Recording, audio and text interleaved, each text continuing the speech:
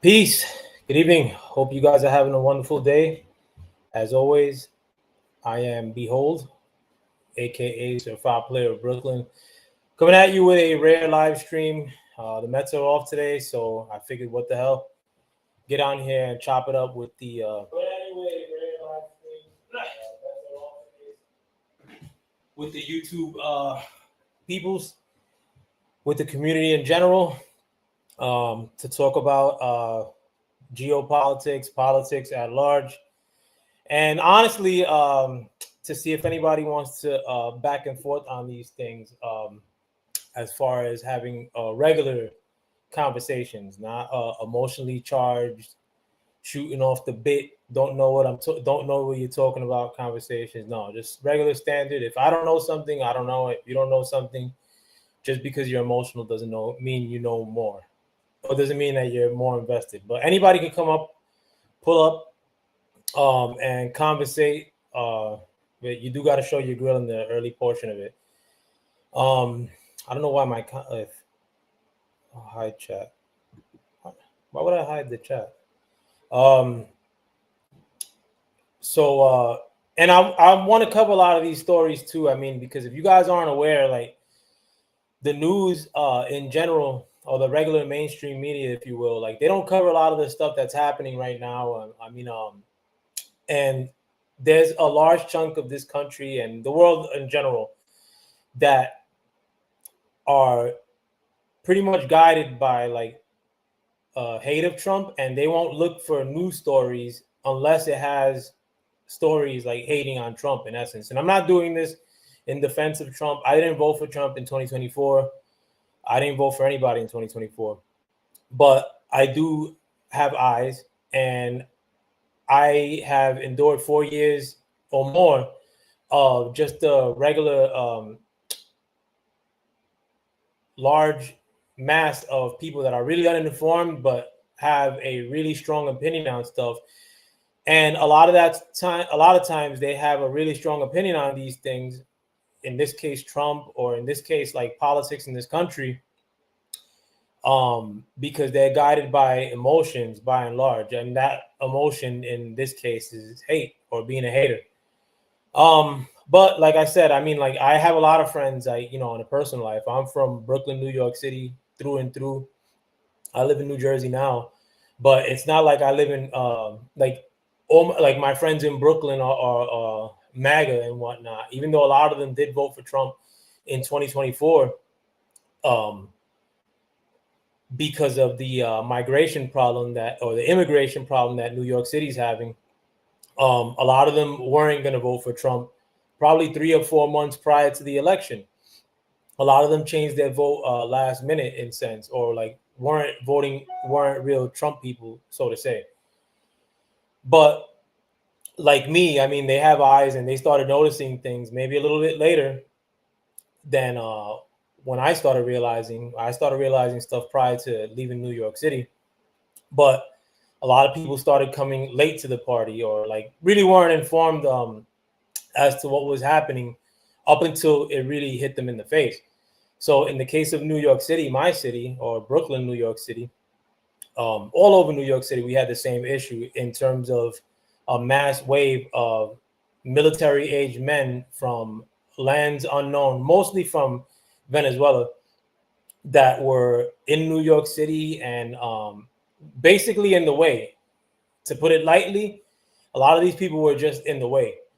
But the reality is that if you're not talking lightly, a lot of the people that did come in to this country and ended up in New York City, a lot of them weren't good news. I mean, like, nobody in their right mind. I mean, like, you could live in the suburbs right now.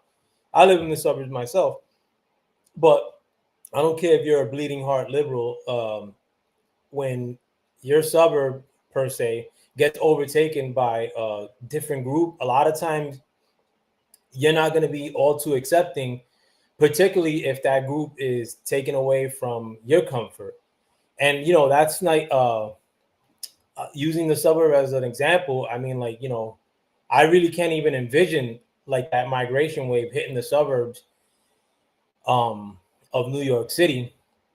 But I guess they took the gamble of saying, like, listen, New York City is really liberal as is, so let's just pile them into here and like hope for the best. But the end result was a feeling from most people in New York City of not maybe knowing how to say that they were uncomfortable with the migration wave that entered New York City, but definitely changing tack right before the election, or voting for Trump rather than voting liberal in this prior election. You know, like there was a real tangible effect to the migration wave that hit New York City during the Biden administration. And a lot of people, maybe outside of New York, um, really aren't privy to like the number of people that have come in, let's say, because they're not experiencing it firsthand. Like people that I know that still live in my neighborhood of Sunset Park, or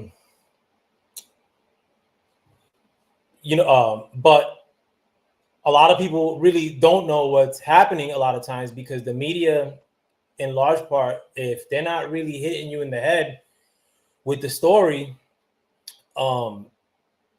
most people ain't gonna go out there and look for stories. And again, like the media, if at any point in history they've sold out or have become a dangerous tool of all the worst people in the world, um, you know, we're entering into a time right now where like the media is basically like they rather what the hell? I'm sorry, people. Like something started coming over my like some sound. I hope I'm still on. But anyhow, so yeah, the media is full of vipers and liars. And the main topic that I want to touch upon today was basically how the media is now in 2025, in the end of May 2025, the media is now trying to act like the fact that Biden had brain rot was a new story. You know, like the media is acting like they just found out that Joe Biden, the president, the 44th president of the United States, supposedly was mentally impaired, and that they're just finding out about it in 2025.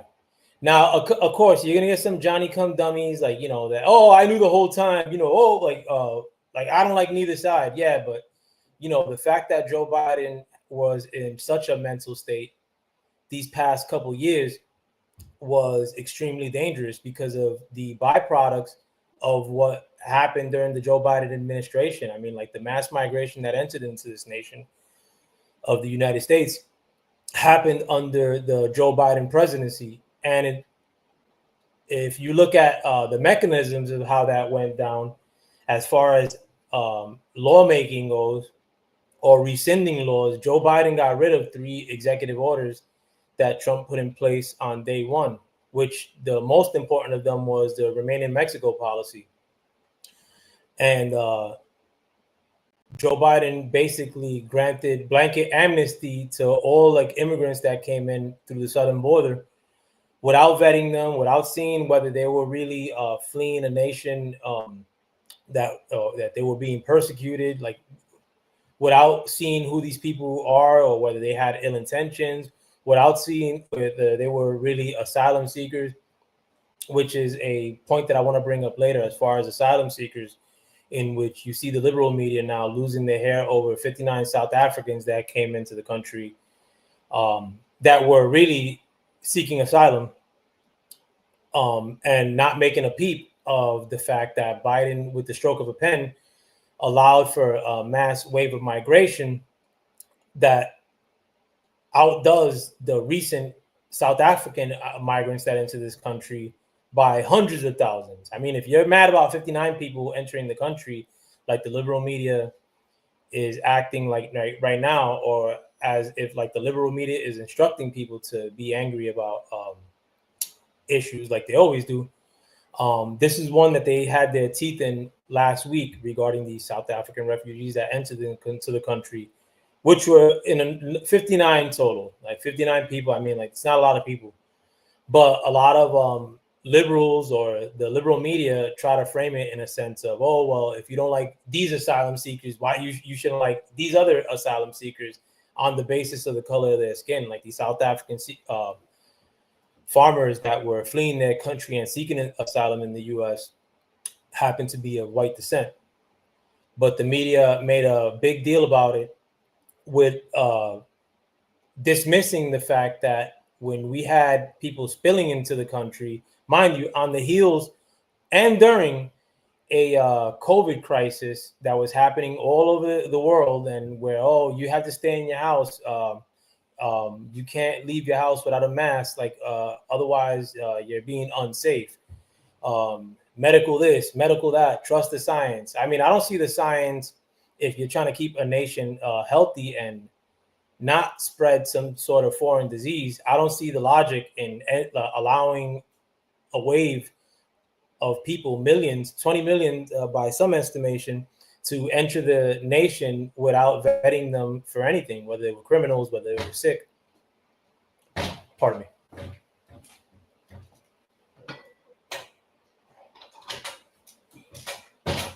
But that same media then turns around and makes a humongous deal regarding 59 South Africans entering into the country. Honestly, because Trump, enable chat overlay. What the hell? I hope somebody could leave a comment or something. That way I can see if my chat's even working.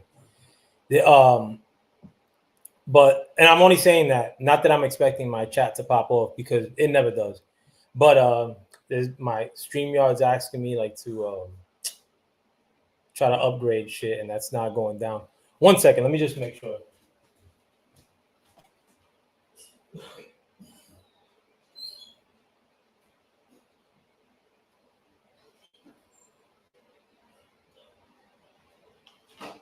Pardon myself. So, and this same media had evidence of Joe Biden basically being in a catatonic state for 4 years. And it wasn't one instance of Biden doing something. People got to be really serious. During Joe Biden's presidency, there were at least 6 times that he fell on camera. I can mention the time that he fell while he was riding his bike in Rehoboth, Delaware. The time during the Naval Academy graduation or the Military Academy graduation, in which he fell on stage in front of all the troops that he's supposed to be leading. Or I can mention the time that there's many instances of him falling that I could name off the top of my head verbatim. Many instances in which Biden mumbled, even during the 2020 campaign, in which Biden said things that made no sense, said like words that aren't in the English language at times, and the media was all too cool with letting that be. And now in 2025, that same liberal media, in addition to a lot of moron liberals online and here on YouTube, I'm pretty sure you'll run into them on a personal life. People that'll tell you, oh, well, like Biden, Trump's not, like Biden's not the president now, Trump is, but meanwhile, these same people, like during a time in which our nation was at its worst, pretty much, where you had a massive migration wave enter into the country illegally, these same people that will tell you, oh, well, Biden's not the president now, like, why are you talking about him now? We're talking about Trump on heavy rotation, nonstop for 4 years, So a lot of these people want it both ways, and honestly, they just want to get off on being haters, unvetted, or not unvetted, but unchecked. They just want to spill out, and honestly, I could go into massive many explanations as to why people are behaving this way. But who knows? I think people like I don't really crash down on people too hard as well, because I mean we are living in the craziest times in the history of man, very likely. And a lot of what the media feeds is propaganda. I mean, it's legal to show propaganda. I mean, I believe Obama had changed the law in which it was legal to show propaganda to people of the United States. I mean, and you got to see what could be propaganda in the last couple of years, i.e. the jab. A lot of propaganda there. I mean, like, and right now, I mean, the jab isn't one of my topics, but the jab was something that was being pushed by the liberals, by Joe Biden. I mean, Joe Biden, I just saw a clip in which, and I remember where people were anticipating that he was going to address the press, and he walked off the stage. Many times he did this. Like, many times he gave zero access to the press during his 4 years of the presidency. But there was, I remember, a large gathering of press not too far after Joe Biden took office.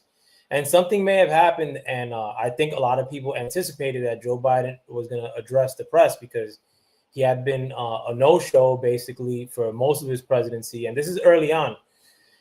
But he got on stage and he gave this law speech, and at a time at the end of the speech where he was supposed to take questions from the press, he walked off the stage. But before he walked off the stage, the only message he had for the American people was get vaccinated. Now, going back to the propaganda aspect of this, is that how much propaganda were we fed in these last 4 years? How many times were we told, like, that there really is no problem at the southern border? The southern border is secure. There were times where they were saying that, like, oh, Joe Biden brought the border numbers down to record lows, and people were eating it. Honestly, a lot of people are really dumb. A lot of people, like, and I was the same way in the past in many instances too. And I'm not going to crash down on cats too much, but a lot of times I didn't have time to like really run. I was always running around and doing shit. And a lot of times, as far as like stuff that I would see in the press or in the media when I was young, mostly, I would think like, listen, if anybody's going to talk about it, it's going to be them. Like, if there's something really bad about any issue or any story, they're going to cover almost every layer of it, because if they leave a big part of it out, or if they lie to you, then somebody else is going to follow it up and say, oh, well, this network is a bunch of liars. I thought that things really worked on an even plane like this before I really started getting involved in like seeking news out of boredom, honestly. But these last 4 years, I mean, like, the media, which normally has a lot of access to the White House, to the president, to as far as when policies are enacted, like to get a clear answer from the president and his office, they weren't getting any of that stuff, and a lot of politicians, I mean, like, they, like, don't get it twisted. Like, the media right now is making it seem like Jill Biden, like Joe Biden's wife, or the ex-president's wife, was the main perpetrator in keeping Biden hidden from the public. And that's really convenient. That's all too convenient. When in actuality, honestly, almost every politician in DC took part in keeping Biden's mental deterioration from the public, including Republicans. Because I like, we got to be frank.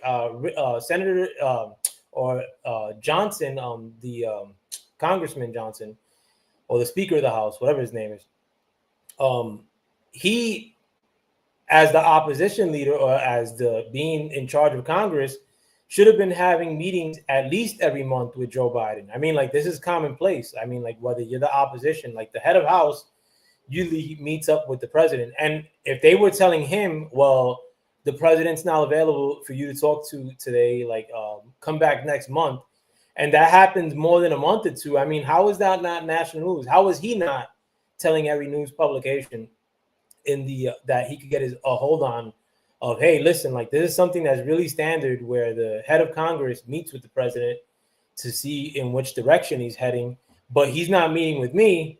And you, the media, should be questioning as to why your president's being sequestered from you. No, not like the whole DC establishment is in on the Joe Biden cover up, the biggest political scandal of our time. And I'm going to repeat that. I'm not being facetious. The Joe Biden mental decline is the biggest political scandal in American history. Now, the media right now is covering Joe Biden's mental rot with a really, really, really long brush. Like, I mean, and honestly, they're kind of moving on from the subject. You know, you have Jake Tapper, who was pretty much insulting Lara Trump for her bringing up the fact that Joe Biden has the mental lapses. And he's basically making her seem like she was a bigot or inconsiderate because she didn't know that Joe Biden had a stutter. Well, nobody in America knew that Joe Biden had a stutter up until it became a convenient excuse for his lapses in being able to orate or speak to the to anybody. I mean, there was no instance in which Biden got in front of the mic at any point from 2021 to 2024 or 2025, whatever have you, and Joe Biden didn't screw up. Every instance that Joe Biden got on stage, Joe Biden screwed up. Joe Biden, like every instance that Biden got on stage, you had, you know, his press secretaries, Karine Jean-Pierre, who should also be testifying in front of Congress too. What did she know? She was telling the American people that Joe Biden, she couldn't keep up with Joe Biden. Now the media is telling us that 3 out of 7 days of the week, most people didn't get a visual on Joe Biden, that it was basically 4 unelected bureaucrats that are in Joe Biden's inner circle running the country, and that they wouldn't get eyes on Joe Biden at all. You know, so I don't know what point I was making, honestly. I'm getting wrapped. I'll come back to my point. But this is, like I said, going back to my main point about this, is that this is the biggest political scandal in the history of American politics. I mean, if you want to bring up another one, I mean, like, I could tell you why it's not as important. It's not as important because, again, we were under the biggest medical crisis, according to some people, with COVID in and we just got out of it 2021, 2022 right when Joe Biden entered office. Now, Joe Biden, with the stroke of a pen, allowed for millions, 20 million or more migrants to enter the country. Now, if Joe Biden was not mentally fit for the job, or if Joe Biden could only appear to people that weren't the 4 people that were sequestering him and covering up for Joe Biden at all times, if Joe Biden could appear to his staff that weren't in his inner circle 2 or 3 days out of the week, then who was making these decisions? I mean, like, with the Joe Biden, somebody who Trump made a good point. Trump said that Joe Biden historically, and mind you, he's been a politician for 50 years at this point. Joe Biden was never for open borders. Joe Biden was never for lax immigration like he allowed to happen while he was the president. You know what I'm saying? Like, Joe Biden, if you guys don't know your history, Joe Biden was vice president to Barack Obama because Barack Obama, being the first black candidate who was front runner to run, they wanted to pair him up with a liberal or a Democrat who was more of a hardliner and in the center, who could reach to the other side of the aisle and talk to Republicans. So they dug up Joe Biden, you know, an older guy who was known as a hard ass. Joe Biden was never this grandpa-like figure like the media tried to make him out to be, or this good dad to a drug addict's son like the media made him out to be in these last couple of years. Joe Biden was always known as a really tough politician.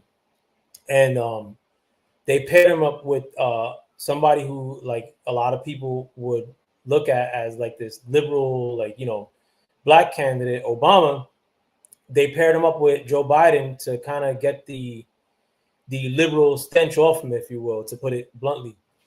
But Joe Biden wasn't all for this mass migration wave to enter the country, in spite of the fact that, yeah, like some people will explain it away as, well, like they're just doing it to gain votes. I mean, yeah, that's a really easy, rudimentary explanation, but the liberals were the biggest crybabies in regard to COVID, in regards to trying to police people for being unsafe, and for a policy of theirs from 1 month to the next to change into, well, we got to let tons of people enter into this country, when a few weeks before they were telling you to not have guests over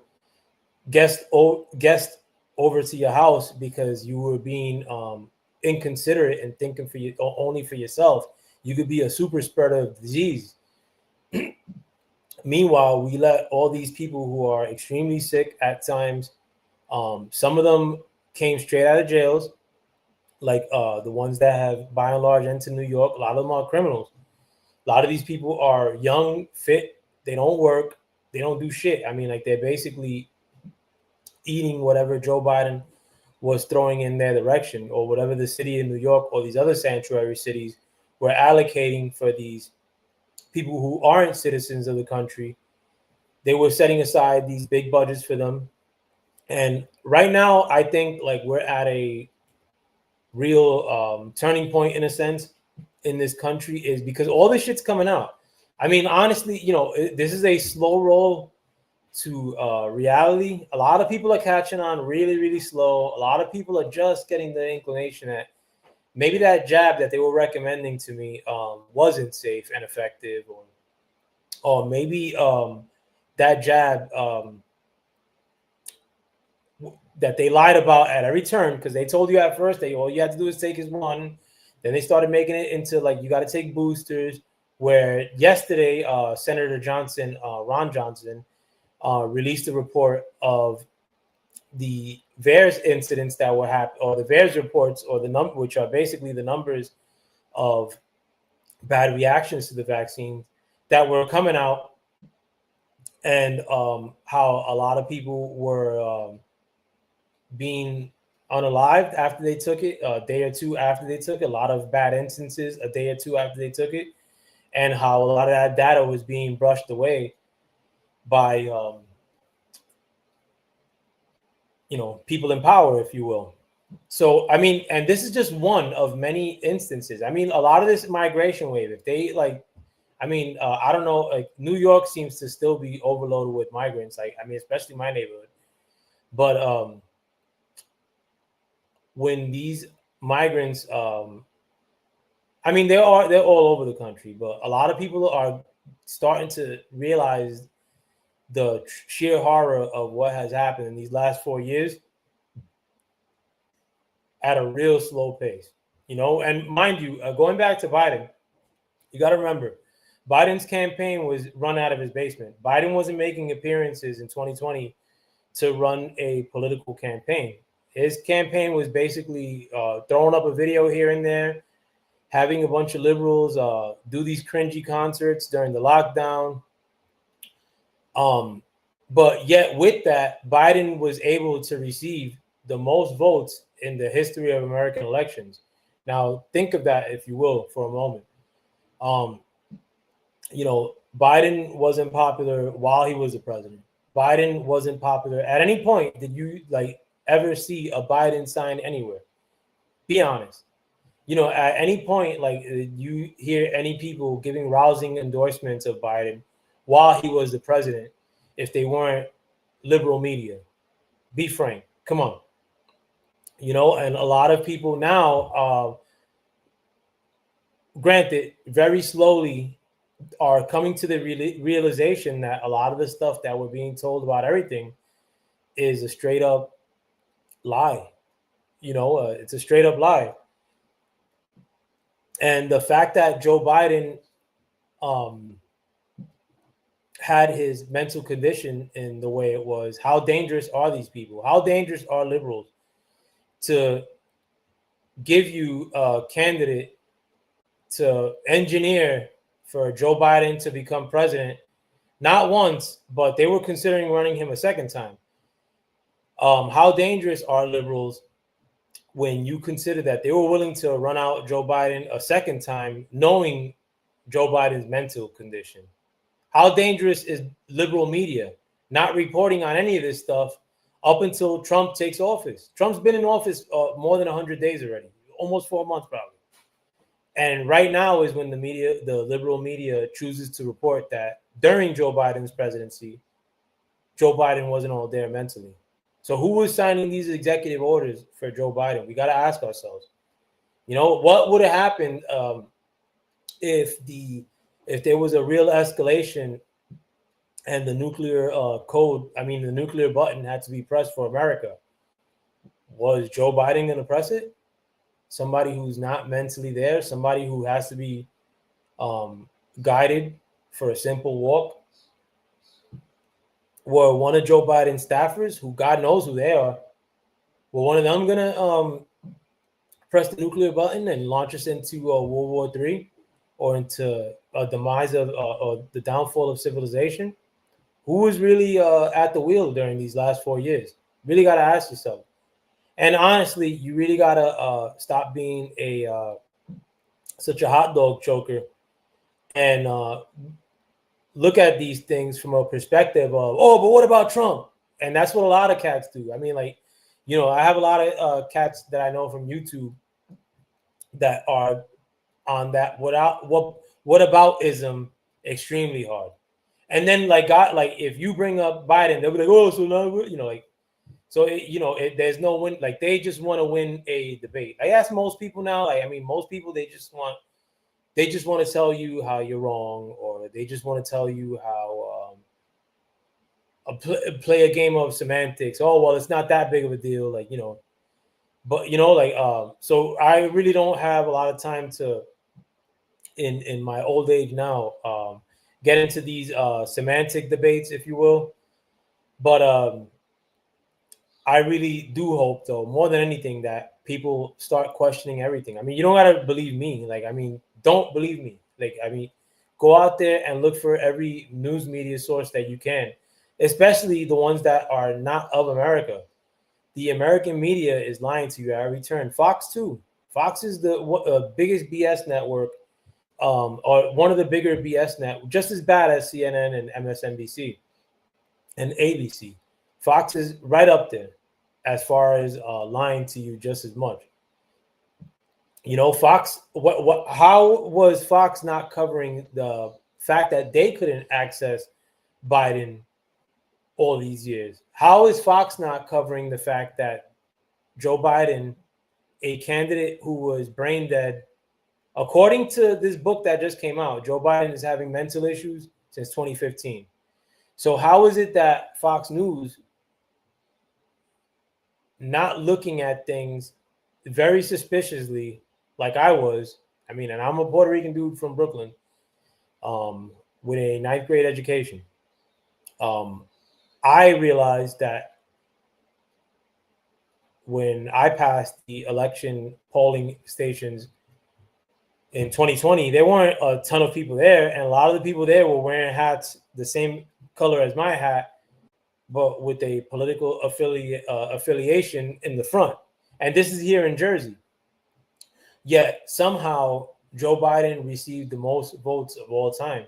Now, liberal apologists, which you'll run into many liberal apologists when you contend any of the points that I'm bringing up to you this evening, will tell you, mail-in ballots, and a lot of people like that, voted for Biden through mail-in ballots.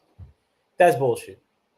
A lot of people, if you told them that you had to pay a bill through the mail, and if you don't pay that bill, your lights are going to get shut off, they wouldn't know how to mail something.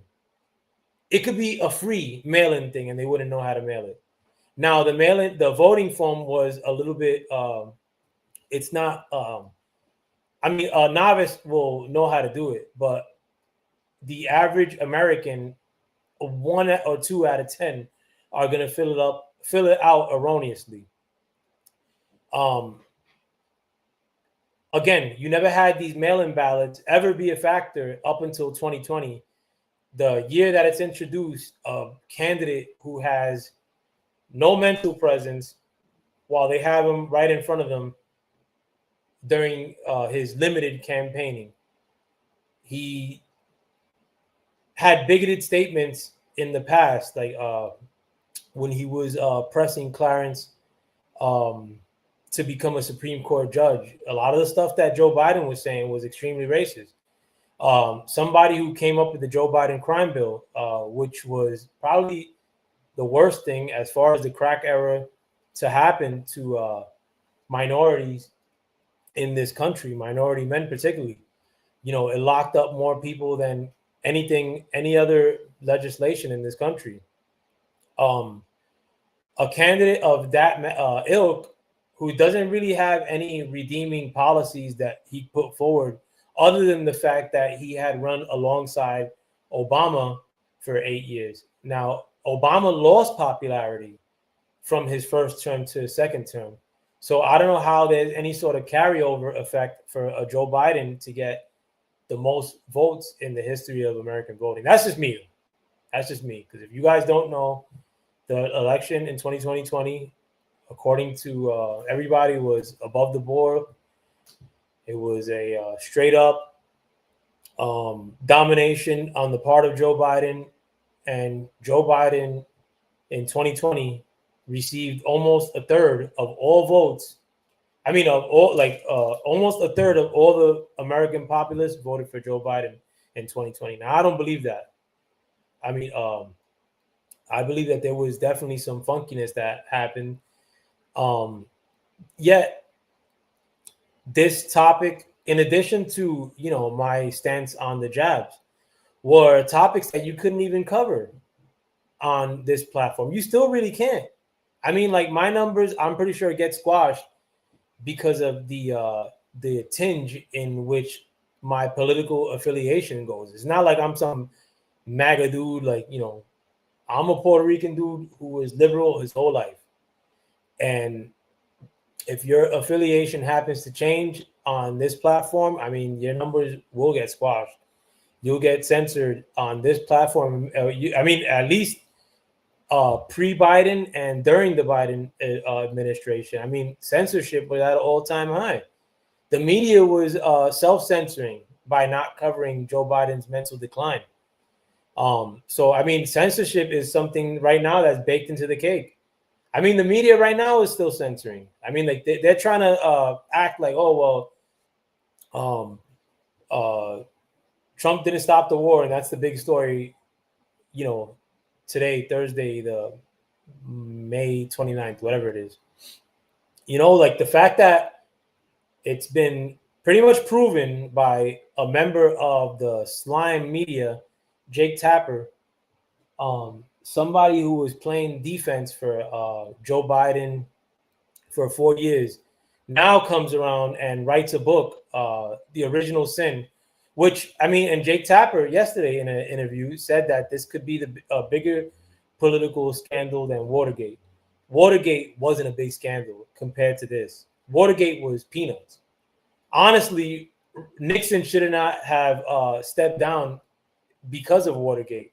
And I think Rick Nixon actually had said that in his later years that he should not have stepped down and he got bad advice. Watergate was basically some interns breaking into the DNC headquarters to get info on Nixon's opposition. Whereas the Joe Biden incident, which was an incident that happened over the span of at least 4 years, was somebody who was dying of cancer, according to them, bone cancer, which is not a cancer that you get swiftly. They're saying that Joe Biden had prostate cancer that had metastasized and gotten so bad that it spread to his bones. Now, a lot of medical doctors or medical people are saying that that's impossible to spread at such a fast rate, that if his prostate cancer had metastasized and spread to his bones, that it would have been something that had been festering as far as the cancer in his prostate for many years for it to get to the bone. Some people say that it takes 10 years. of cancer for prostate cancer forget from your prostate metastasize and get cancer in your bones. That some people say it takes up to 10 years. Now, again, I reason with Joe Biden having cancer. I don't want him to, suffer. Or I don't want anybody to suffer from cancer. But this is not the only, this whole Jake Tapper book gives you the doozy of, hey, American public, in my book, I'm letting you know that, one, Joe Biden is mentally comatose. Two, he's also suffering from a incurable condition and he doesn't have much time to live. And by and large, the American media has moved on from that story. But to me, I mean, to compare the cover up, which has been happening for the last 4 years of trying to hide the American public from Biden's mental condition. In addition to the fact that he may have been terminally ill for at least a couple of the last 4 years. I mean, that to me is Watergate don't got shit on that. I mean, and you got to also consider that Biden's also always had a really chummy relationship with foreign entities, such as Ukraine and China.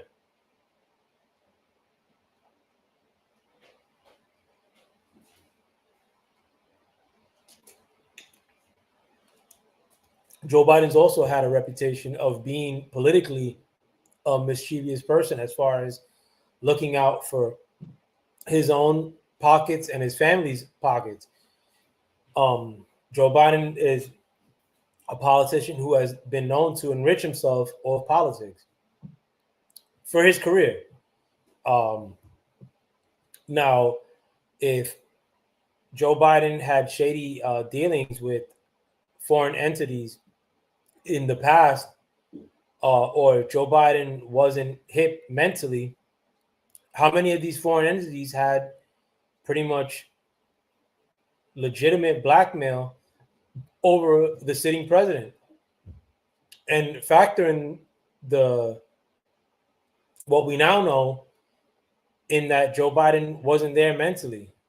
I mean, if doesn't sound really reassuring if a foreign nation had blackmail or compromising information on the supposed ex-president while he was in office, and that ex-president also happened to be terminally ill and mentally brain dead.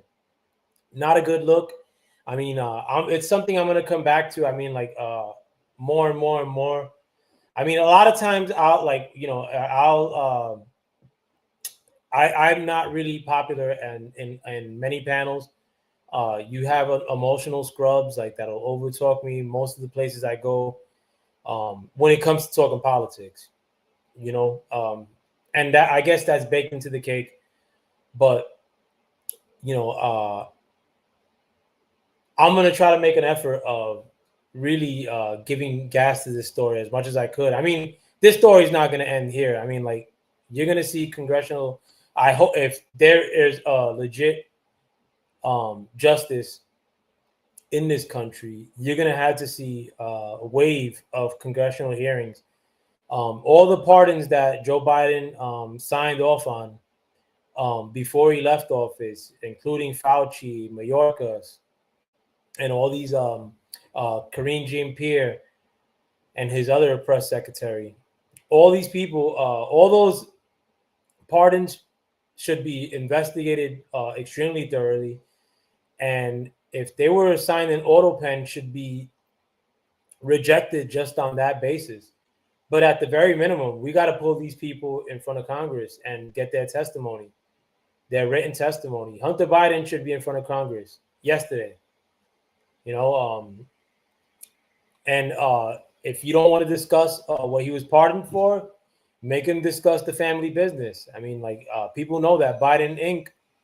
was basically a Biden family money making operation that sold nothing. That basically sold nothing, but that nothing that they were selling is actually something. It's actually access to Joe Biden, a man who, as a position of authority or an authority figure, was a weak shell of a man, not mentally there.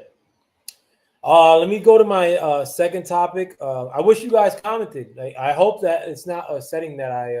Well, most people don't comment on Sir Foul Players live stream. A lot of people are scared because well, I'll put the uh, the link in the chat as well if anybody wants to come through after the fact. Let me make sure that it showed up on my TV. Give me a second, guys.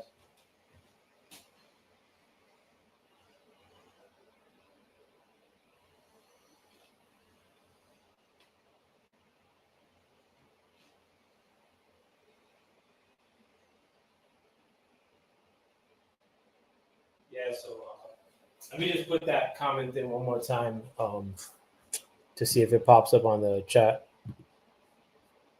Of course, some dipshit started doing his lawn. Yeah, so my chat's golden. I mean, but it must be that people are scared to death of your boy. But if you guys hear the lawn running in the background, pardon self, but my neighbor is doing his lawn actively. Now I'm gonna go into my next story, and this is Trump winning. A lot of the media that's being pumped out today is basically waiting on anything that looks like a potential Trump negative story so that they could jump all over it. A lot of people are like basically, oh, well, why hasn't he stopped the war in Russia and Ukraine? Or why hasn't, like basically like, oh, what, like, and like throw it in your face as if it's some laws. Listen, right now it seems as if Trump's working on many fronts, but Trump's winning in the sense that for the most part, every day since he's been in office, Trump's giving speeches to or taking questions from the press. In Trump's short time in office, he's already done more press briefings than Joe Biden did during his 4 years in office. So Trump in 4 months has already outdone Joe Biden's press presence in a span over 4 years of Joe Biden. With the tariffs, like as far and so that to me, I consider a win for Trump and for the American people, because you could either have a informed public by way of knowing what their president's thinking and what his plans are, or have a well, I'm just gonna guess and let's just wait on or basically Trump informing the public by way of taking questions from the press is a big win, especially for somebody who wants to be informed, rather than, well, Biden can't take questions, but everything's going good. Everything's great. I can't keep up with Biden, but Biden can't answer questions, or I'll leave it up to Joe Biden to answer, well, they would ask the press secretaries, well, when's Joe Biden going to take questions because of what happened in Afghanistan with the failed pullout? And the press would ask, well, Joe Biden hasn't made it a point to talk to us. When's he going to talk to us? Oh, well, Joe Biden's never afraid of taking questions, but I'm not going to speak for him and say when he's going to take questions, like shit like that. And that's acceptable to hot dog swallowers, which a lot of people became hot dog swallowers because they were hating on Trump. So I consider that a big win for the American people, that at this stage, TV's whack anyway. So if there's anything more, there's nothing more entertaining than politics nowadays besides the New York Mets. But right now, your eyes should be scanning for any political story that comes your way, because everything that's happening is extremely interesting, extremely intriguing, and not that I want anything to pop off, but we're really at the cusp of World War III. If with Russia, Ukraine, or China, or India and Pakistan, or us and China, honestly. Um, but Trump, how dangerous would it have been to have another 4 years of Biden during times like the ones we're living in right now? So having Trump at this behind the wheel makes a lot more sense to me. So that's a big win. But in terms of the tariffs, a lot of people, and Trump was really pumping him doing the tariffs before he even got in office. And a lot of the numbers that he and tariffs were basically a weapon, and it is a weapon. So when Trump started negotiating with China, well, actually, before I even get to that, Trump was putting tariff numbers out to Canada, to Mexico, to every country you could think of, and a lot of these countries were fronting like they weren't gonna, like they were playing bombastic, like putting it out there like he ain't gonna do shit and we're not gonna pay no tariffs. To them, one by one caving in, and by and large, pretty much every country is bowing down and paying tariffs, including China. You know, and a lot of people will point to the fact, oh, well, Trump initially said he was going to tariff China for 145%, and then he changed it. Well, no, he started off small, and then his number began to increase. Then when he sat in the negotiating table with China, that number came down for 90 days. Right now, Trump gave China 90 days. Um, he is hurting the old and the poor.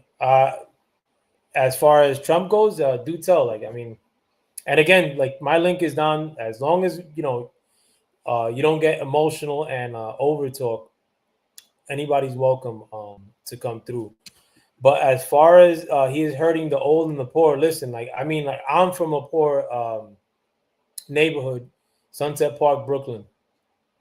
During these last 4 years, there's probably no neighborhood that has received, well, there probably is, more immigrants than Sunset Park, Brooklyn. Mind you, we already had a housing crisis in my neighborhood for Latinos like myself and for minorities like myself. We're already going through a housing shortage, rental increases, the prices of rent are exorbitant. Now, for the Biden administration during the last 4 years, opened the door at the southern border. Those people, by and large, ended up in sanctuary cities more than any other sanctuary city. They happened to plague my city, New York. And that to me, like you had medical services. I had to go to the hospital in New York during that time with my wife because their insurance was, her coverage was still over there. I went to Mamami's hospital in Brooklyn with my wife during these times. Every bum that you could think of and migrant were flooded into that fucking emergency room during that time. And that was basically a policy change. That had to have been a simple policy change. Now, a liberal apologist will say that that was a policy change that was likely done by the hospital or by some other bureaucrat, not like the person sitting in office. And that may be partially true. But the person who was sitting in office during the last 4 years enabled the conditions to deteriorate, most of all in my city, New York, by giving us all these migrants who by and large are violent and nobody wants them there, including the migrants who are already there. He is dismantling this country. If you want to say by doing what, tell me. Medicaid and food stamp cuts hurt the ones who have no power and can't complain.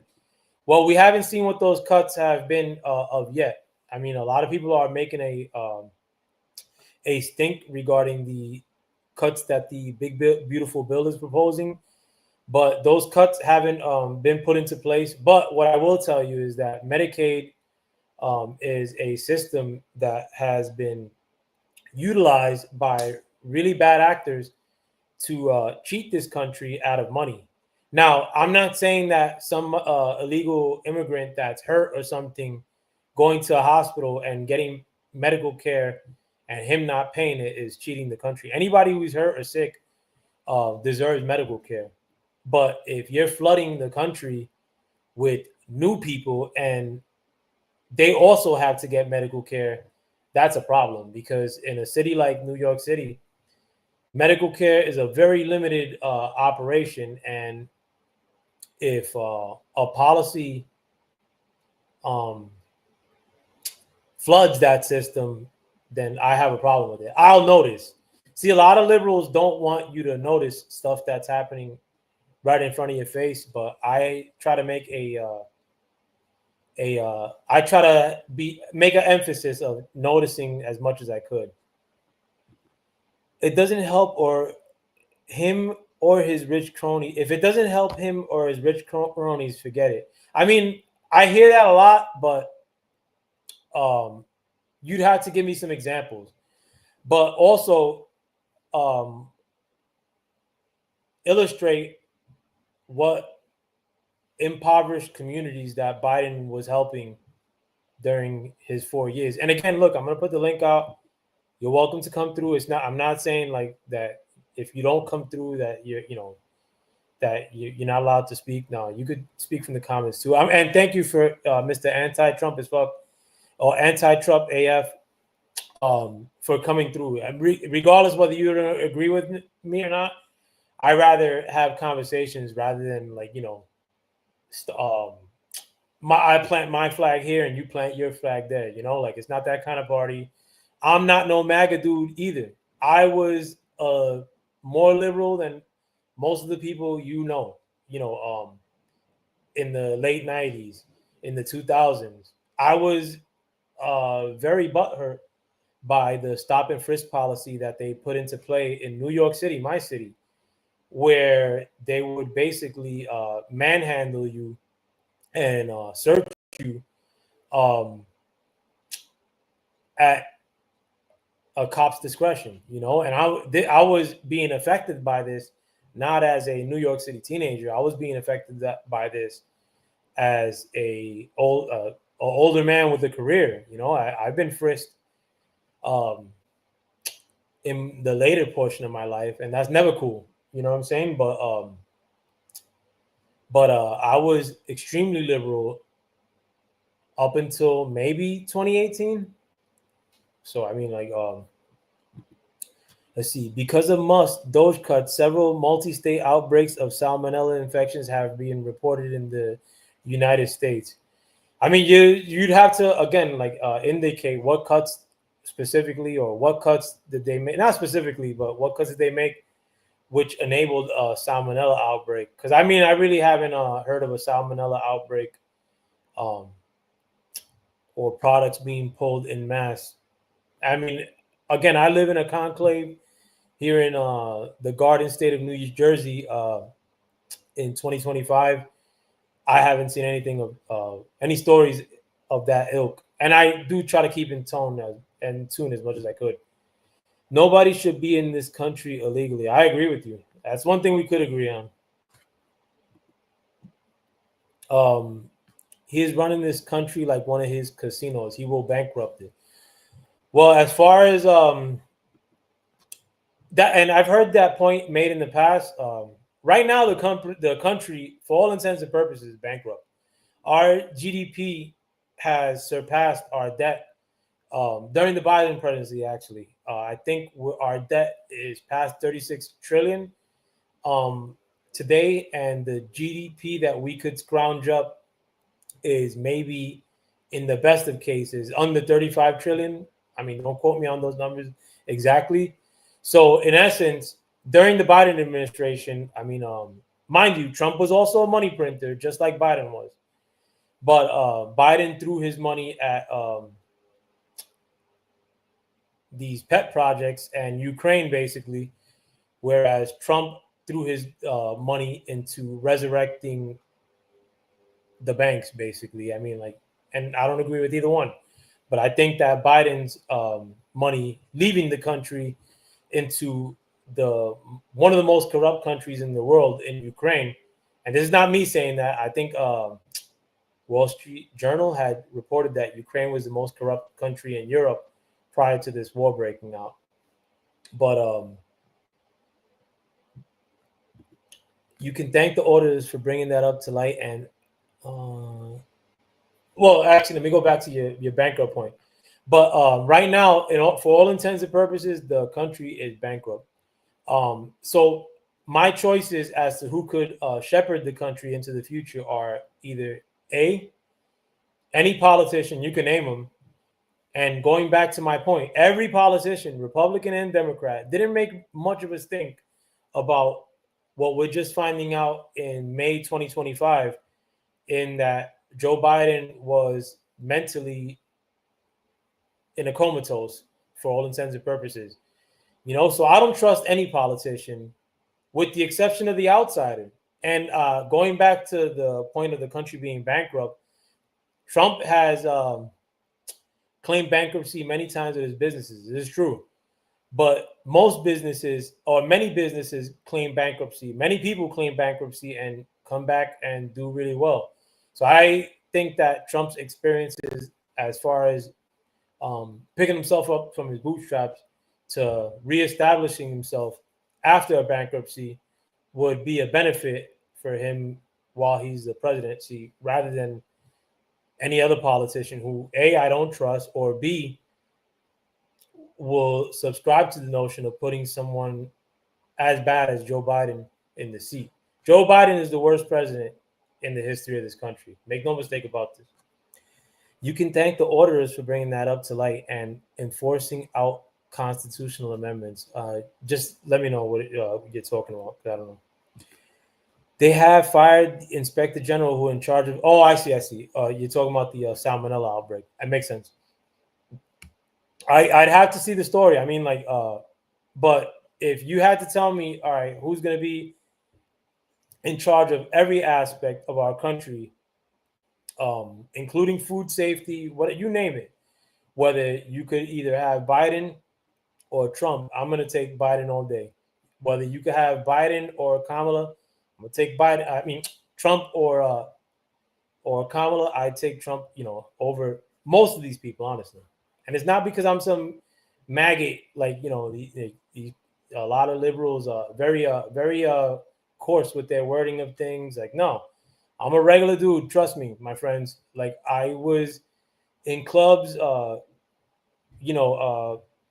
where there were all kinds of people. Like, I was into the electronic music scene, or I would go to clubs in New York City where they would play more house, electronic music at times, in addition to going to hip hop clubs. And you see all kinds of people in that scene. I mean, and it's extremely hyper liberal. I'm still cool with a lot of people from that scene. I used to DJ as well, and it's extremely liberal. It's to the point where, you could have a casual conversation like I'm having now and get blacklisted just because you mentioned that you may not think that Trump is the devil, and you'll be an outcast in a lot of the circles that I came up in.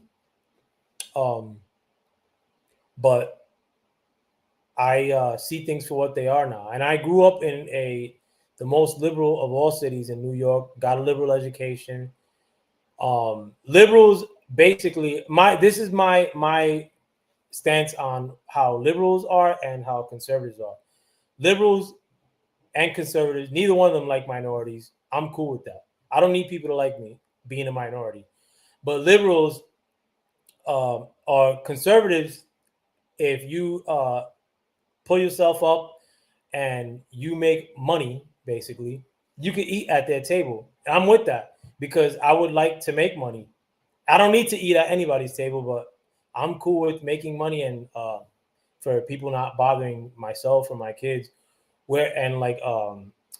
Conservatives are more get after it, like crush whoever you got to crush to get yours. I mean, and that may not be nice to many people, but the it seems like the worst from the conservative party have that frame of thinking.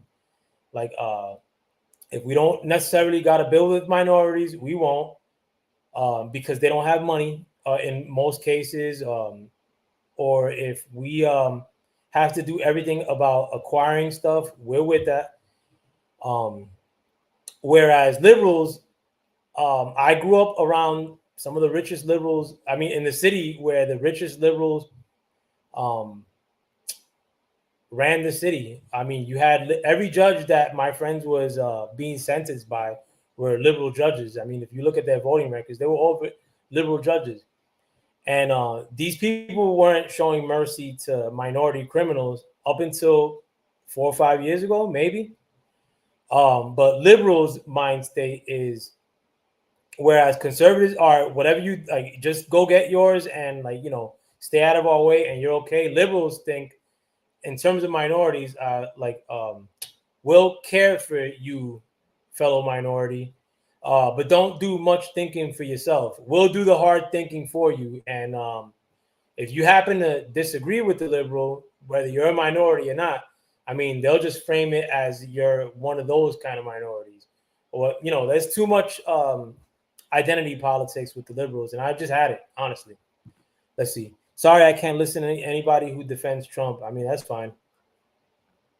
I mean, I hope you weren't defending Biden this whole time. I mean, most of the video that I was cooking upon was regarding the Biden mental rot, but it's your choice. So you're thinking we should side with Russia? Not saying that one iota. I mean, it seems like as if Trump's not siding with Russia and he's saying statements about Putin being crazy and giving them ultimatums, whereas Biden took the policy and the whole Liberal Party took the policy of, Putin is this evil person, just like Trump, and we just shouldn't talk to him at all. Let's just keep arm Ukraine, Slava Ukraine, to hell with, and during that time, I saw a lot of bigoted statements about Russians from liberals. Not that I give a pence about Russians, but because I'm not Russian, but or not that it offended me is what I'd rather say. I mean, and not much offends me. You could say jokes about Puerto Ricans, I'm with it. I like saying jokes as well, but no, I don't think we should side with Russia or Ukraine. But I do believe that if Trump would have been in office, his claim is that this war would have never broken out in the first place. And I do believe that to be true. Because Trump was in office. This conflict has been in place since at least 2013 with Maidan and what happened in 2014. But during Trump's presidency, we didn't get a whisper of Russia invading Ukraine. It took Joe Biden being the president for that to go down. Bernie Sanders would have been the best choice, and we blew it. I mean, yeah, but you got to look at who blew Bernie Sanders' chances. I mean, Bernie Sanders was being painted as a bigot during this last primary in 2020. I mean, the one before 2024. I remember a lot of negative things regarding Bernie Sanders being like bigoted towards women. I mean, and Hillary Clinton cut Bernie Sanders' legs from under him in 2016 as well. You only watch, let me see, you only watch Fox. I don't watch Fox. I hate Fox. I actually watch, for the most part, I'm going to tell you my news sources. And I don't use them as sources. All my news is entertainment. All American media news is entertainment. Like in Puerto Rico, they have Puerto Rico, like the news of Puerto Rico, and it's 100% BS. But the thing is that the people that are watching the news in Puerto Rico, they know that they're being lied to at all times. So they're just taking bits and pieces, like what could be true, like how they're lying to me. But they, by and large, consider that they're being lied to by the news.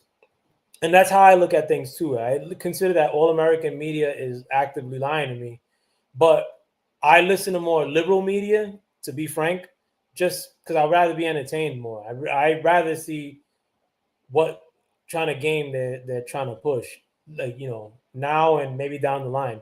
And I really got to be on point with that stuff because, I mean, if you guys weren't aware of what happened in 2020, with the whole virus and whatnot, I mean, most of what we were being told, we're finding out was 100% lie. And a lot of that was being pumped by the media, So, I mean, uh, I don't listen to Fox News for the most part. Um, I like Maria Bartiromo because I always found her to be good looking. Like when I was young, even now, I still think she's good looking.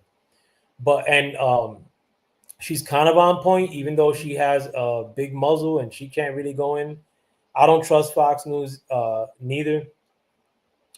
But my news watching is basically liberal media, and I'll watch Al Jazeera, Hindustan Times. I'll watch RT at times. I'll watch anything but American news. But the news media that I watch the least in this country is Fox News. Fox is the one I watch the least. I started watching Meet the Press and a lot of liberal media shows like on Sundays too. I used to do that when I was young, and then they started to stink.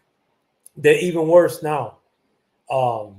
And that's the reason I watch them. Like, take for instance, like this last week, the only Sunday morning news show was Meet the Press because on NBC, on two of the networks where they give shows, like they had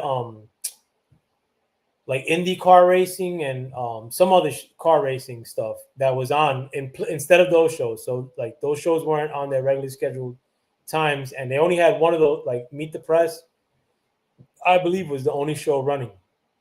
Mind you, the whole story, and this is this past Sunday, the whole story regarding Joe Biden's mental brain rot came out this past Thursday, like the 2 days before this weekend. So I figured that Meet the Press was going to be covering the fact of this Joe Biden mental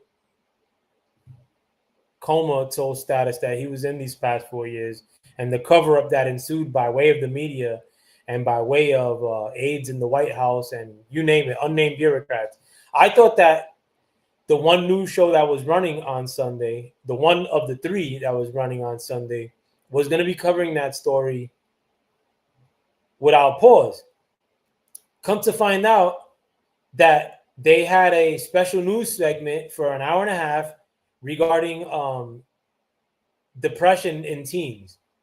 So they took that important day, like, to cover like what I think is the biggest media cover up in the history of this country. I think is the biggest scandal that's happened in America. The fact that Joe Biden mentally was not present these past 4 years is the biggest media scandal to ever happen in this country, or the biggest scandal that has ever happened in this country. And Meet the Press or whatever show was running last week, rather than covering this ultra important subject, chose to cover online teen depression. And they brought like sneakily they because I did listen to the show hoping that they would switch the segment to something else, but no, they didn't. And they actually very coyly had set the date of when teens started becoming depressed at 2016, which correlates with the beginning of Trump's first term. They try to frame things in which somehow let's try to put the negative that's happening in the world, let's give it some sort of Trump twist, if you will, and let's cover our own asses. So that's the media that I watch, sir. Anti-Trump AF. I don't watch much in the way of conservative media, quote unquote. Let me go to my next topic. I'll just keep going on Trump wins. Well, regarding the tariffs, though, and Trump could have a tariff that starts off at 145%, let's say, like China. If Trump gets 1% and or if Trump negotiates with China, and that tariff goes down to 5%, 1%, it's a win in the sense that we were getting zero from China by way of tariffs. Getting something from all these countries is a win. And a lot of times when we would do business with these countries like Canada, like China, they would tariff the hell out of us. And it was basically a humongous welfare state that the US was financing all over the world. With this tariff system that's going to be put in place, it's money that comes into the country. It's a deficit that could be driven down at some point. I honestly feel that the deficit will never be driven down. Yeah, maybe there's some sort of chance, but I, for one, think that we printed too much money and that maybe the deficit or the economy has to crash at some point, regardless of what happens. But if you were to tell me as a policy, this country, America, was taking zero from a country like China, who we sell pretty much all our raw goods to in steel, leather, which they sell back to us in the form of TVs and Nikes.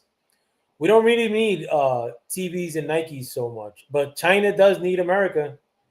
I'll tell you that much. I mean, somebody you could like tell like by people that get butthurt regarding this subject when they'll say, "Oh, well, you'll see when China is going to hold back from sending us," and they can't come up with nothing good. They could only tell you iPhones. They can only tell you sneakers. They could only tell you TVs. And at the end of the day, you don't really need that shit. Or you could get it at a better rate by way of a good negotiator in Trump.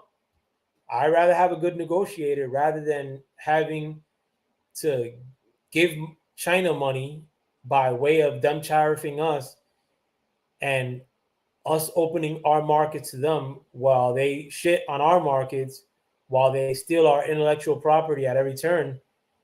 I rather honestly not sell China shit, not have shit that China sells to us. If we got to get to that stage in a year or two, up until we could build industries back in this country and we could start building our own TVs and our own clothing, so be it. I'm with it. I mean, rather than subscribing to the notion of let's just not do nothing and bitch in any sign of turbulence that comes by way of trying to rectify a problem, I rather rectify a problem. I'm like that. I don't want to put a bucket to rectify a leaky roof. I rather fix the roof. Now, a lot of liberals like they take the perspective of, well, we could fix the roof, but I'm gonna bitch about the noise that you're making while you're fixing the roof the whole way. Listen, bitch all you want. Like, I mean, like liberals are gonna do what they do. Uninformed people are gonna stay uninformed. Haters are just gonna hate. I mean, like keep hating from the sidelines and I mean stay out the way. I mean, it's really all it takes. I mean, like this country, I don't see much promise ahead because of all the bad that has been done these past couple of years. Like we still haven't accounted for the supposedly over 400,000 missing unaccompanied minors that came into this country, who God knows where they are. And if you believe in that stuff, pray for these kids. But we're in for some really tough times, regardless, because of Joe Biden and because of where this country was heading as is. And to put a liberal politician at the helm at this stage, I mean, it's looking like the prospect of finding out what all these politicians have been up to, mostly liberals. I mean, I'm not gonna front but and I say mostly liberals because liberals always vote in one direction as far as in Congress, in the Senate. You could never account for a liberal voting on something alongside of the Republicans. Whereas you'll always see a sellout Republican in Congress or in the Senate that will vote across the aisle and with the liberals. Like Republicans are basically dumbass paid opposition that are just there to be derpy and lose at every turn. And Trump's not like that. I mean, like Trump basically holds them to task. Like when they come with to Trump, like the Lindsey Grahams of the world or the John Corwins of the world, and tell them like, well, this is how the game is played, and we just got to take a small victory now and give liberals everything they want, and then we'll try to negotiate with them in the next session. No, like Trump is basically like at this stage of the game. I mean, Trump's already a seasoned president. He's been in office in essence. I mean, 9 years right now, because Trump ran the Republican Party during Joe Biden's presidency. I mean, who had more clout these last 4 years, Joe Biden or Trump? I mean, if you pick Joe Biden, that answer is looking more wrong as time progresses from the revelations that liberals are telling you right now in 2025. Liberals like a Jake Tapper, who was covering up for Joe Biden in the media, are now telling you that Joe Biden mentally wasn't there. So I mean, like the choice is clear as to who should run this country. I mean, like whether you don't like him or not. I mean, like there's I have friends that wouldn't make good bosses, but there's people who are probably enemies of mine or who are dickheads that would make a far better leader than somebody who I actually know and love. But I don't need my politicians to be loving or the grandfatherly type like the media tried to portray Joe Biden to be these past couple of years. I need my politicians to be effective. And frankly, Trump was effective in his first term, but I think that he was using too much of the kid gloves. And that was my biggest hangup with him. And the fact that he was the person at the end of the day that brought the jabs out to the American public. And I still have my beef with the jabs. I think the jabs were one of the worst things to happen as far as the fact that a lot of people I knew lost their jobs because of the jabs. A lot of the people that I know from my friend group, and I'm not an old man, I know a lot of people like between 2021 and 2024, more like 2022 and 2024, that have had heart issues out of nowhere, that have perished out of nowhere. I've never had a wave of friends dying like I did in these past couple of years. Now, a liberal is going to tell you, oh, that's long COVID. But I have my conclusions. And again, like liberals and Joe Biden subscribe to medical tyranny. Joe Biden made it a point of making it seem as if he had accomplished some sort of victory by bringing the airline industry to heel and pressuring them to force the employees to take the jab. And he actually gloated about the fact that 99% of that airline industry had been pretty much forced to take the shot. Whereas the limited times that the media asked President Trump about the whole jab era, which they on a hands-off effort right now. The media doesn't want to touch the jab no more. If you guys haven't noticed, like the media is not saying anything good or bad about the jab. Isn't that suspect? Like the media just forgot about the jab. Like the jab was like the holy sacrament for the liberal media 2 years ago. Like where are they now? But having said that, anytime that they ask Trump about the subject in terms of mandates or forcing people in a future instance, like to take jabs, he's basically more on the side of personal freedom, whereas liberals have become the new fascist of the world, and the liberals are totally cool with working alongside corporations, governments, to pressure and force you during the COVID era to take a jabs.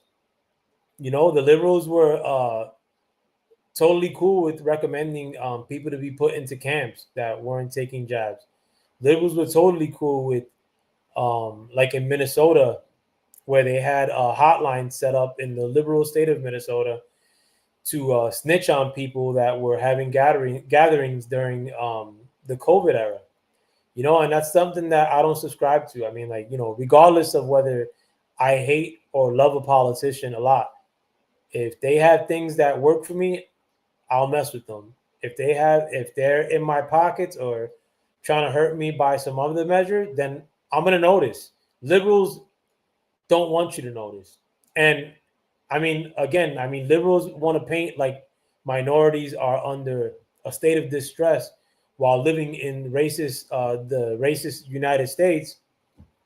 But God forbid a poor minority during the COVID era didn't want to take the shot, and I mean they'd make it seem like, oh well, you're one of those Joe Rogan types, like that. Like they'll put you in a box immediately, like, and that's something that I'm not really cool with, especially as a quote unquote minority, you know.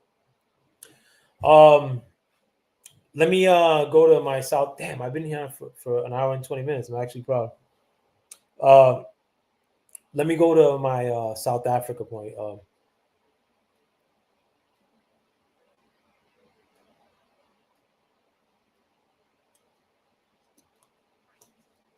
I was expecting smoke today, and I actually put the link out. Let me put it again. I'm gonna highlight that comment for the peeps to see.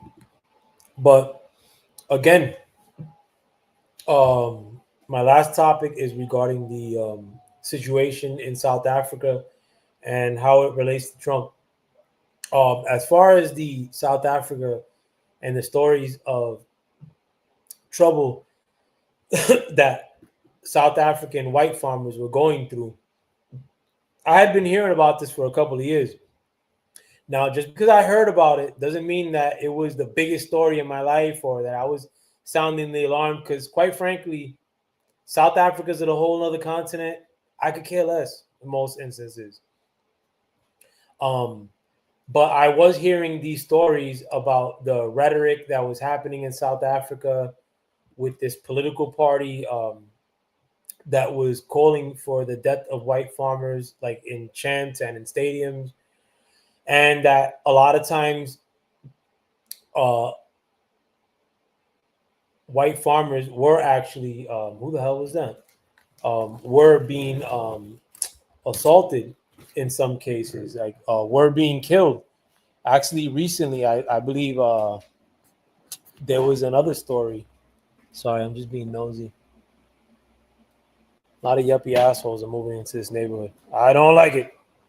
But there had been a lot of stories that I had seen in the peripheral regarding farmers that were being killed on the basis of people that were trying to do land grabs by force.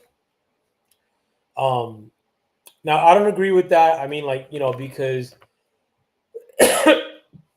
a lot of those people, the white South Africans, if you will, if they were there for many years, I mean, and they consider that to be their property, whether their ancestors got it in the apartheid age or pre-apartheid age.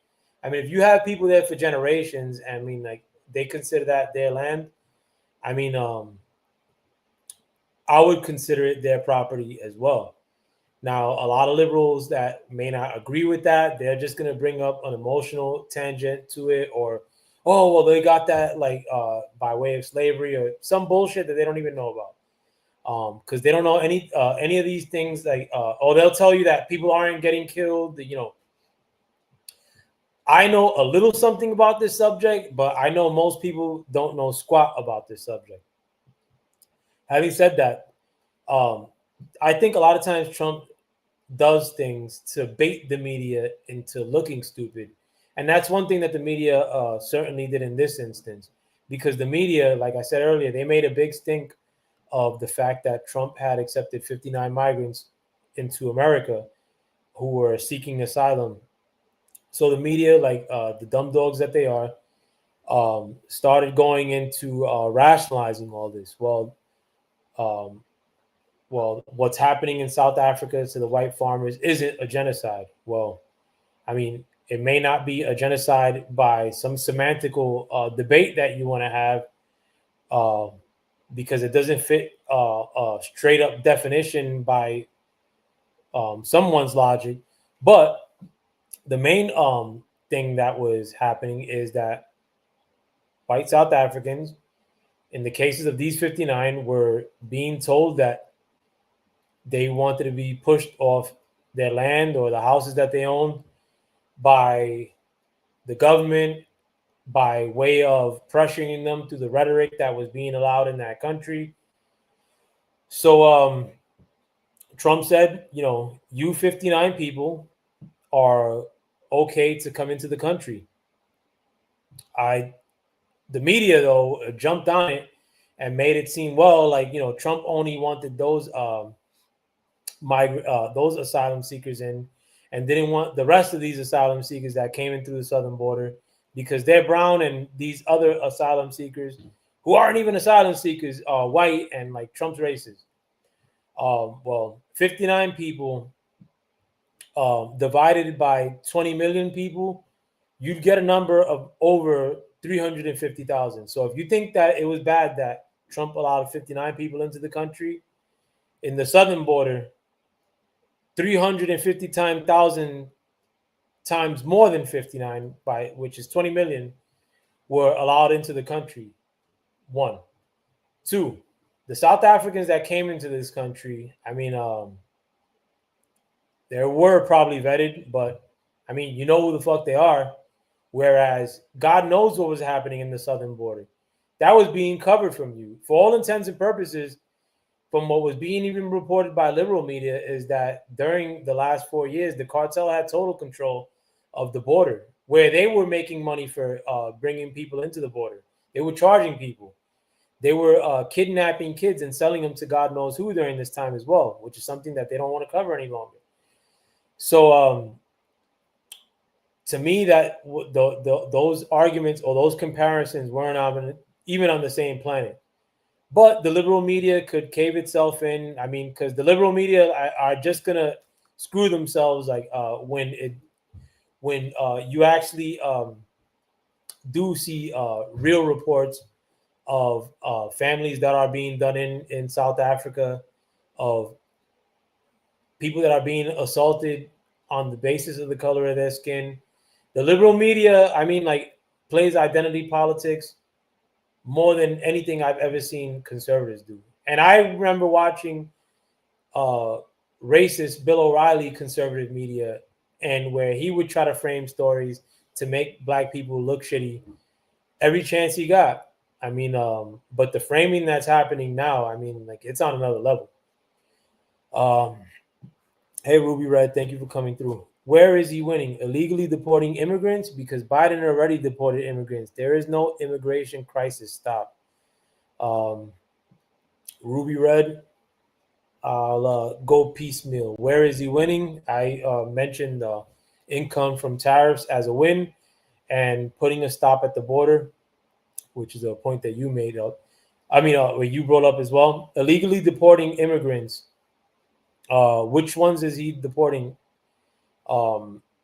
Because by the stroke of a pen, Joe Biden made it to where every immigrant that came into the country during his presidency was considered a so-called asylum seeker, where asylum seekers were always historically people fleeing governments that were persecuting them. I didn't see anything of that from these mostly Venezuelans that came in unvetted and unchecked these last 4 years. Biden already deported immigrants. There is no immigration crisis. Stop. I don't know what immigrants Biden deported. I mean, you'd have to tell me.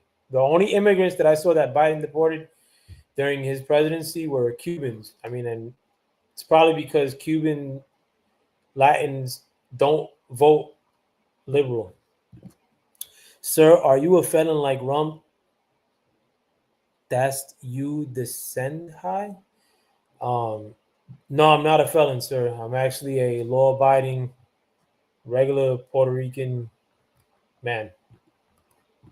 Have you ever paid for your consequences when you broke the law? I mean, I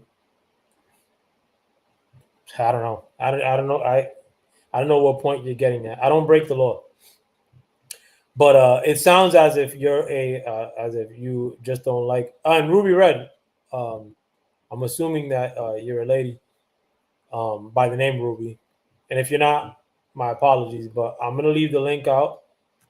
And again, like the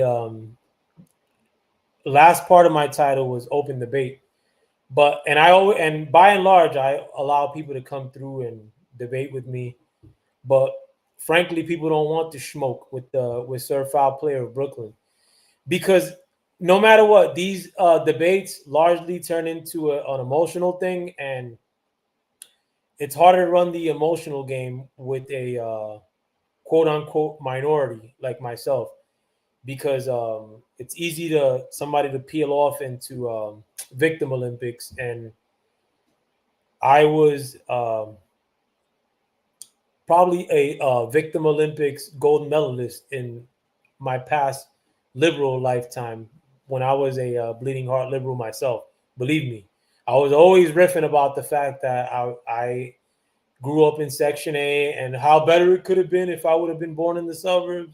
Oh, but we can't get loans. Like, all these white people this, white people that. Like, I mean, like, it's not like I think that white people are 100% innocent, but I can't live my life the way like other minority liberals live theirs, where they're just constantly giving power to white people as if white people could stop or start their lives with just the thought. I don't think anybody could stop me. I rather live in that fashion, and you should live that way as well. I don't want to look at like what could like I want to build my life into a position of no matter what comes, nothing will stop me. Whereas liberals want it to be, let's build everybody's life um, somewhat acceptable. Like even these people from other countries, like Americans have it really good. So like let's have these people that are suffering in Venezuela from God knows what, and Americans who are poor should break bread with these new entrants. Nah, I don't subscribe to that notion. I think that these are terrible policies, and thankfully, Trump, um, whether you want to call him sly, callous, a ball buster, he just doesn't seem like somebody who, from everything that I see, Trump doesn't take shit. I mean, you have mafiosos in Atlantic City that would try to pressure Trump into making decisions, and Trump would shit on these dudes. And I mean, New Jersey is a mafia country, and Trump would lay down the law on them. Trump would dictate to them. And when Trump's in the room, I mean, he's dictating to other people. How many times have you seen a politician bring up the leader of the opposition of Palestine in a negative fashion? And I said that in a way to not get my video kiboshed. Trump's the first politician that ever took a tough tone with that country.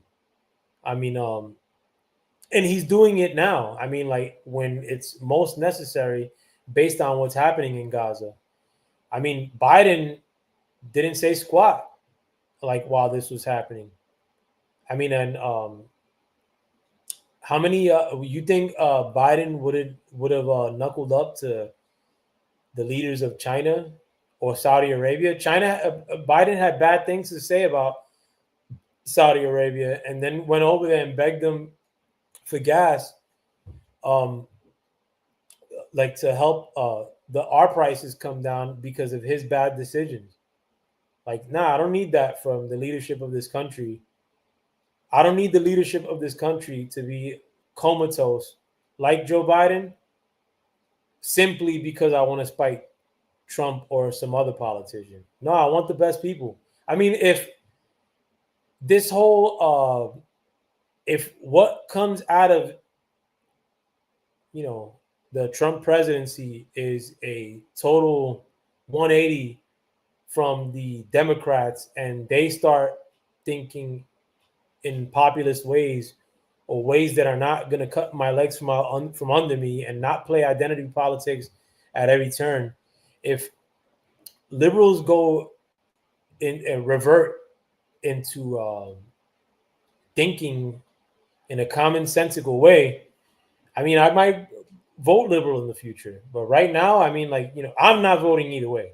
After 2020, again, I believe that 2020 was not a election that was above board, to put it plainly. But after 2020, my days of voting are done. Like, do I want certain people to win? Yes. Did I want Trump to win 2024? Absolutely. Because I give a shit about this country. Like, I don't give a shit about getting one up on Biden, and I don't give a shit about getting one up on Trump. Like, these people are not athletes, and like they're responsible for my son's future in essence. Now, you think I want some corrupt politician like Joe Biden, who is known to be corrupt prior to any of this going down? Joe Biden actually admitted to the quid pro quo that Trump was impeached for on stage in front of the cameras. Nobody ever brought this up. I mean, if you guys want to look it up for yourselves, you could. Joe Biden actually, Google it or YouTube. Go to Joe Biden speaking to the Council of Foreign Relations, and when she talked about the prosecutor in Ukraine. And that prosecutor happened to be investigating Hunter Biden for being on the head of an energy board in the Ukraine. I mean, was this a story that you ever heard in the news? No. But when it came to quid pro quo, I mean, who got impeached for it? And why did that happen? I mean, if you guys want to, a little bit of a recent history lesson, I mean, Trump was impeached for asking Zelensky to link into Joe Biden's son being the head of Burisma, a Ukrainian energy company, in spite of the fact that he had no qualifications. For Trump asking Zelensky to look into this, they made it seem as if Trump was trying to play quid pro quo with Zelensky, like, you do something for me and I'll do something for you. And Trump was eventually impeached because of this. Meanwhile, Joe Biden actually admitted to telling the leaders of Ukraine, like, listen, if you don't get this prosecutor fired, which the prosecutor happened to be investigating his own son, Hunter Biden, for his business dealings, I'm going to call Obama and put a freeze on $1 billion that you guys are supposed to get. And he's saying this story like showing off. He's saying this story to a crowd. Again, don't believe me. Look it up for yourself. And but at the end of the day, like, did any Republican Congress make a big stink about trying to impeach Joe Biden because of the chummy relationship that he had with them in his presidency? In addition to the fact that he played quid pro quo before he even became the president? No. And neither did the liberal media or the conservative media. They all are on the same team at the end of the day. And that team, again, conservative media as well, does not like Trump. Fox does not like Trump. The owner of Fox hates Trump. Rupert Murdoch does not like Trump one iota. But at the end of the day, I am really thankful. In spite of the fact that the people aren't informed, I mean, again, I don't have much faith in the intelligence of most people, but I do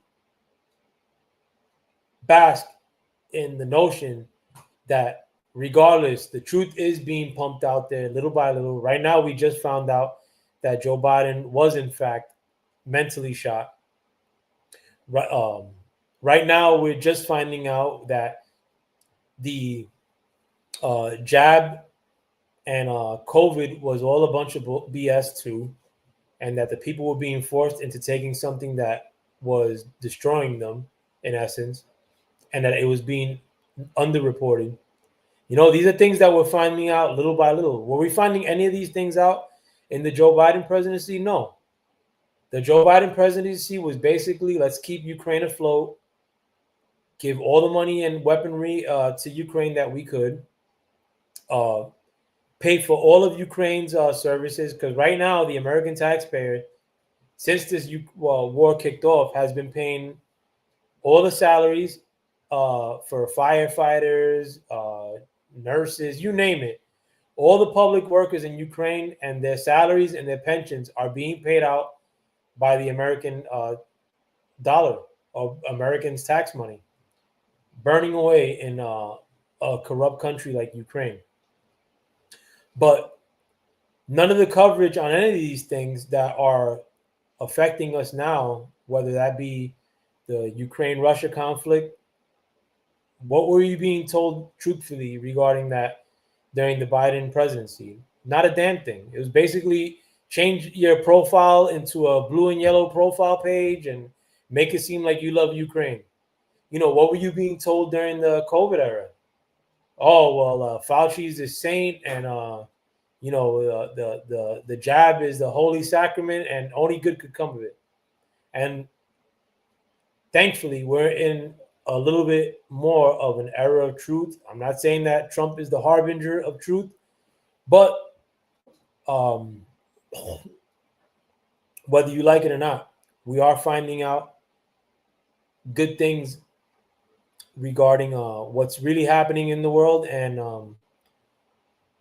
the next decisions that need to be made at the end of the day need to be made by you, the viewer, you listening to this video right now in your underwear, you know.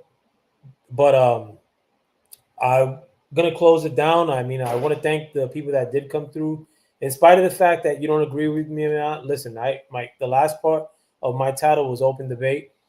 If you guys ever want to come on and talk these points by way of conversation, you know, you're always welcome to come through. But honestly, a lot of times I come on this channel and seemingly I'm talking to myself, because I'll be on here for an hour and not one person comments. So to the Ruby Red, I want to thank you for coming through, even though you don't agree with me. That's fine. I'd rather people conversate with me that don't agree with me rather than the ones that do. Anti-Trump AF, I also want to thank you for coming through. And you have that weed plant in your profile picture. Light it tonight. Don't fight it tonight. Get high. But with that, I want to give you my send off for the evening, and do come back whenever I do step into the foul play land again. As always, I am Sir Foul Player of Brooklyn, now known as Behold. I'm not calling myself Behold though, but that's what the name of this channel is. But regardless, whenever I come through, I would like for you guys to also come through as well. And with that, go Knicks. Hope you guys have a wonderful evening. I'm out. Peace.